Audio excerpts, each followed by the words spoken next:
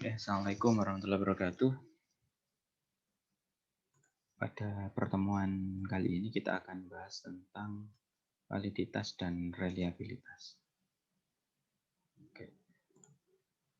Sudah saya bagikan modulnya, jadi bisa dipelajari bila ada kesulitan. Oke. Di awal bab ya tentang validitas dan reliabilitas ini dijelaskan bahwa sifat dari validitas dan reliabilitas ya, ini sangat penting mengingat bahwa tinggi rendahnya validitas dan reliabilitas ini menentukan kualitas dari sebuah instrumen. Ya, jadi apabila informasinya keliru digunakan sebagai dasar dalam pengambilan keputusan, ya maka tentu saja keputusan tersebut dinilai tidak tepat. Ya, jadi ini peta konsepnya mulai dari awal ya. Validitas ada isi, kriteria, ada konsep. Sedangkan untuk reliabilitas ini ada stabilitas dan konsistensi. Ini ada kata kunci dalam bahasan validitas dan reliabilitas ini. Yang pertama yaitu instrumen, validitas, reliabilitas, angket, stabilitas, konsistensi isi, kriteria, dan konsepsi. Oke. Yang pertama validitas. Ya, pada saat kecil kalian pasti sering melakukan pengukuran ya menggunakan jengkal ya baik dengan tangan maupun dengan penggaris. Ya. Baik jengkal tangan untuk mengukur meja atau jengkal kaki pada saat bermain obak. Ya, apakah pengukuran ini valid? Ya, sementara diketahui bahwa jengkal tangan atau kaki setiap orang itu berbeda. Dan yang menjadi perdebatan yaitu apakah pengukuran ini dapat digunakan oleh semua orang. Ya, dari ilustrasi tersebut kita lihat bahwa terdapat berbagai macam untuk melakukan suatu pengukuran. Namun tidak semua pengukuran itu dapat digunakan oleh setiap orang. Ya, jadi menggunakan jengkal tangan, kaki yang digunakan sebagai pengukuran, nah ini tentu saja tidak dapat dipercaya untuk semua orang. Oleh karena itu diperlukan suatu alat ya, yang menyebabkan suatu kepastian pengukuran untuk menentukan derajat ketepatan atau kecermatan suatu alat ukur. Ya, dalam hal ini kalian tarik garis besar bahwa validitas adalah mengukur apa yang ingin diukur dan validitas ini menunjukkan sejauh mana alat ukur yang digunakan dapat mengukur objek yang diteliti atau yang diukur. Artinya sejauh mana ketepatan dan kecermatan suatu alat ukur dalam menentukan fungsi ukurnya. Jadi suatu instrumen ini dikatakan valid apabila mampu mengukur apa yang diinginkan dan mengungkapkan data dari variabel yang diteliti secara tepat. Ya.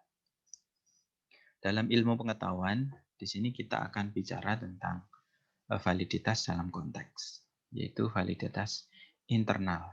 Ya. Jadi sejauh mana sih kesesuaian antara data hasil penelitian dan keadaan sebenarnya. Jadi validitas ini diperoleh dengan menggunakan instrumen pengambilan data yang memenuhi pernyataan ilmiah atau valid dan reliable. Jadi suatu instrumen dikatakan valid jika terdapat kesesuaian antara bagian instrumen dengan instrumen secara keseluruhan.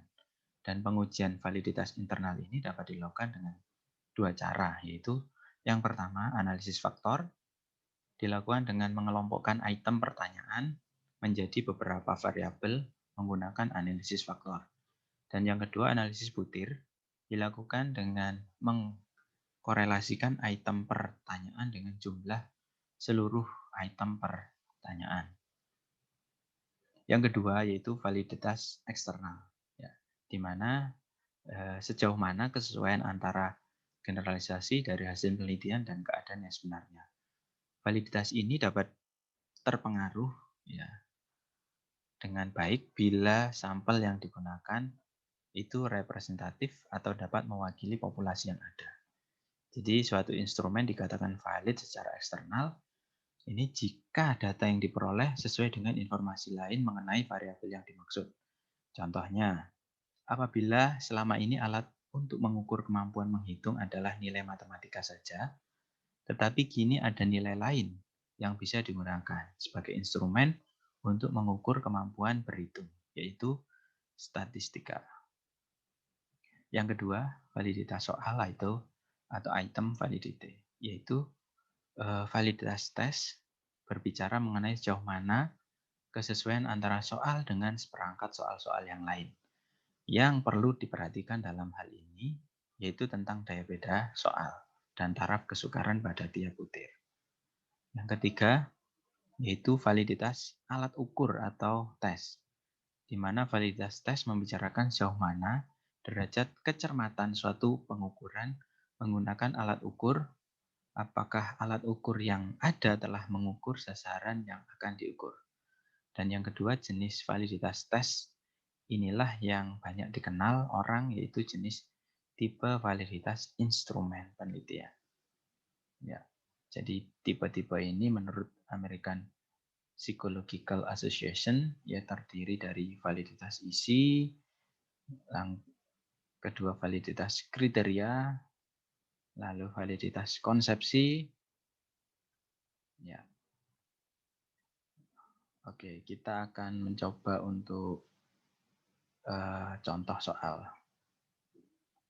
Tapi sebelumnya mungkin kita bahas sedikit ya reliabilitas, karena validitas dan reliabilitas ini saling berhubungan. Ya. Jadi apabila kalian mempelajari mengenai validitas, tentu saja setelah kalian akan mempelajari mengenai reliabilitas. Ya. Jika validitas ini mengukur apa yang ingin diukur, lantas apa itu reliabilitas? Ya. Jadi dalam validitas itu terdapat pertanyaan, apakah pengukuran ini bersifat ajek ya, atau runtut, kontinu ya, dan dapat dilakukan kapan saja, di mana saja, dan oleh siapa saja. Maka untuk memastikannya perlu adanya uji reliabilitas ya, yaitu mengukur ketepatan atau konsistensi dari suatu instrumen. Dan reliabilitas suatu tes ini merujuk pada derajat stabilitas, konsistensi, daya prediksi, dan akurasi. Jadi apakah alat ukur yang digunakan ini tepat untuk mengukur konsep yang hendak diukur dan menunjukkan sejauh mana hasil pengukuran relatif konsisten. Apakah pengukuran dilakukan berulang kali. Jadi hari ini diukur, besok diukur, lusa diukur, dan seterusnya, tetapi hasilnya sama. Nah, itu namanya ajek atau konsisten. Untuk alat ukurnya, yaitu ada ukur ulang atau tes retest.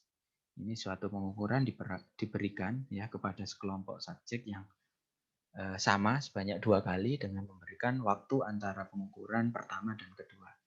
Jadi selang waktu tersebut tidak terlalu dekat dan tidak terlalu jauh. Ya, jadi sebaiknya berkisar 15-30 hari. Ini contohnya. Oke, ini ada hasil tes pertama dan tes kedua. Ya, yang pertama langkahnya itu silakan dimasukkan ke SPSS, boleh dari Excel ya. Jika diketik di Excel atau langsung di SPSS. Ya. Lalu klik Analyze, Correlate, Bivariate.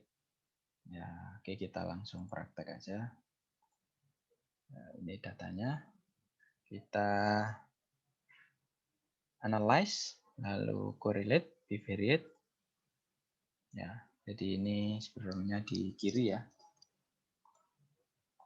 Nah, ini nanti diklik drag bisa atau langsung klik panah ini ke kanan. Klik option. Ya, ini means and standard deviation diklik.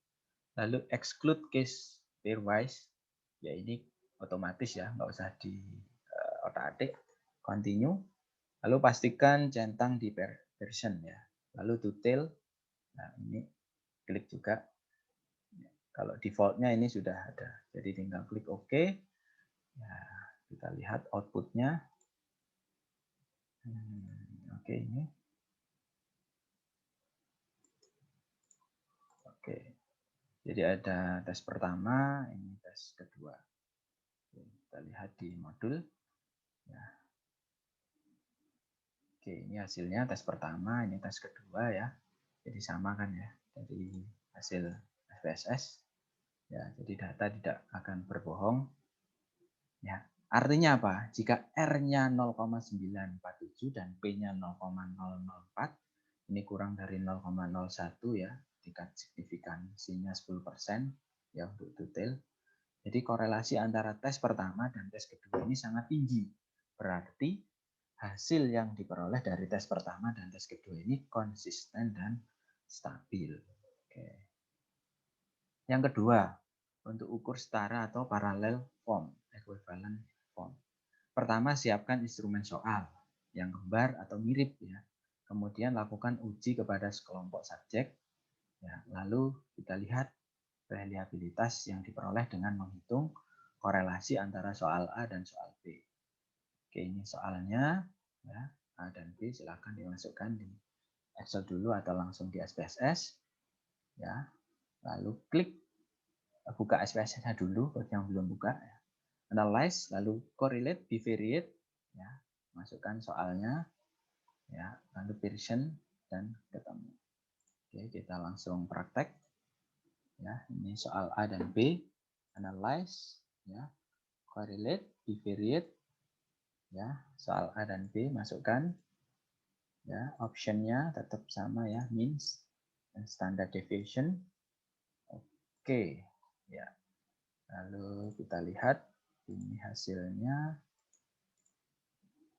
Oke, jadi soal A-nya 68,57, standard deviation-nya 9,16, soal B-nya 66,29 dan standard deviation-nya 3,86.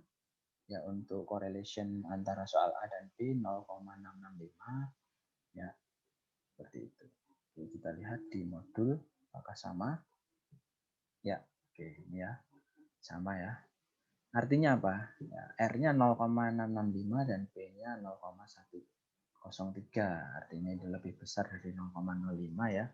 Untuk signifikansinya, sehingga hasilnya atau kesimpulannya tidak terdapat korelasi antara soal A dan soal B. Berarti tidak terdapat kesetaraan hasil antara soal A dan soal B. Oke, yang berikutnya ini sekali ukur. Biasanya ini untuk instrumen yang banyak ya. Jadi jumlah butirnya biasanya antara 30 sampai 60 ya. Jadi validitas dengan skill reliability dan reliabilitas dengan alpha Cronbach. Jadi misalnya seorang pengurus koperasi ingin mengetahui persepsi kepuasan pelanggan terhadap pelayanan koperasi mahasiswa. Jadi pengurus koperasi tersebut ingin mengukur seberapa besar ya di persepsi kepuasan pelanggan dengan menggunakan instrumen angket ya dengan skala Likert. Ya, jadi disusun 5 opsi ya, sangat puas, puas, netral, tidak puas, dan sangat tidak puas. Oke, ini respondennya ada 10 dengan 10 butir juga ya. Kita masukkan di SPSS langkahnya ya. Buka SPSS, data view, lalu klik analyze, scale, reliability analysis ya. Oke, masukkan semua ke kolom. Ini yang dicentang item scale, scale of item. Oke, kita langsung praktek. Ini yang ketiga. Klik analyze, lalu scale, reliability analysis. Ya, ini yang sebelumnya di kiri ya. Nanti pindah ke kanan semua. Klik statistik, lalu centang di item scale, scale of item deleted. Oke, ini boleh sebenarnya dicentang semua kalau ingin tahu hasilnya, tapi kita hanya ingin 3 item ini saja. Oke, nanti silakan boleh dicoba di rumah masing-masing ya. Oke, ini alfanya jangan sampai ketuker ya, ada split, Goodman, paralel. Kita klik OK. Ya, nanti ini hasilnya. Oke, ini valid ya datanya. Jadi kalau kalian salah entry ya, ini nanti tidak valid. Korelasi alfanya 0,77. Oke, ini untuk standar deviasi yang per butir pertama 0,669. Ya, oke, kita lihat di modul apakah sama. Oke, ini valid ya, sama 10. ya, kurun fase alfanya 0,77 sama ya. Oke, butir satunya 0,699 sama standar deviation. Artinya apa? Bagian ini menunjukkan mean, standar deviasi, dan jumlah subjek. Ya. Oke, jadi ini sama. Ya, jika R hitungnya lebih dari R tabel, maka butir pertanyaannya valid. Jika R hitung kurang dari R tabel, maka butir pertanyaannya tidak valid. Ya. Berdasarkan output item statistik di atas, ya, corrected item total correlation, ya, atau R hitung yang didapat, maka nilai ini kemudian dibandingkan dengan R tabel. Jadi sebelumnya untuk menentukan R tabel dapat dilihat pada distribusi R tabel. Oke, ini hasilnya. Untuk butir 1 sampai 5 ini tidak valid ya, karena nilainya kurang dari R tabel, sedangkan butir 6, 7, 8, dan 10 ini valid. Oke, ya dari ke-10 butir ini ya, yang tidak valid 1, 2, 3, 4, 5, 9, sementara hanya 3 saja ya yang valid. Nah, sementara untuk scale of statistik ini menunjukkan bahwa mean, variance, standar deviasi, dan jumlah butir yang dianalisis. Oke, jadi ini rangkumannya. Jadi sebelum melakukan suatu penelitian, ya kita perlu melakukan uji validitas dan reliabilitas. Jadi pengujian ini dilakukan agar data penelitian kita ini menjadi data penelitian yang akurat dan dapat dipercaya. Jadi validitas merupakan alat uji yang digunakan untuk menyatakan derajat ketepatan alat ukur penelitian terhadap isi sebenarnya yang diukur. Jadi uji validitas digunakan untuk menunjukkan sejauh mana alat ukur ini dapat mengukur objek yang diukur. Sedangkan reliabilitas adalah indeks yang menunjukkan sejauh mana suatu alat ukur dapat dipercaya atau dapat diandalkan. Jadi reliabilitas ini menunjukkan sejauh mana hasil pengukuran dengan alat tersebut dapat dipercaya. Dengan kata lain, ya, reliabilitas menunjukkan konsistensi suatu alat pengukur di dalam mengukur suatu yang sama. Jadi hasil pengukuran ini harus menunjukkan konsistensi dan kemantapan. Oke, untuk latihan soal ya silakan, ini ada soal analisis ya, nanti silakan dikerjakan dan minggu depan kita bahas. Oke, terima kasih. Kalau ada pertanyaan silakan di forum chat ya. Oke, demikian untuk kuliah hari ini tentang validitas dan reliabilitas. Bila ada kurangnya saya mohon maaf. Saya akhiri. Assalamualaikum warahmatullahi wabarakatuh.